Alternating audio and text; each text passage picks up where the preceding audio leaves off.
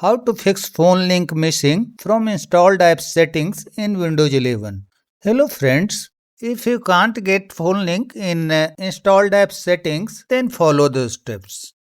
Click on Start, click on Settings, go to Apps, click on Installed Apps, write Phone in the search bar. You don't find phone link here, then go to System Components. You can get the phone link there because the phone link is located in System Components area instead of installed app settings. Here is phone link. You can use the phone link now.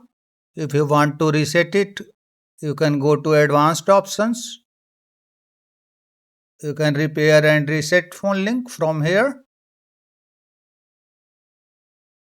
If you don't find the phone link app here also in the system components, then you have to uninstall and reinstall phone link app. Close the settings app, click on search, type PowerShell. For Windows PowerShell, click on run as administrator. If user account control appears, click on yes. Then go to the video description to get some commands. In the video description, you will get this command. Copy this command, paste into the command prompt and hit enter. In a while, the phone link app will be uninstalled. Then go to this link. This link is also given in the video description. Click on the link from the video description. The phone link page will be open. Click on install. Select open Microsoft Store.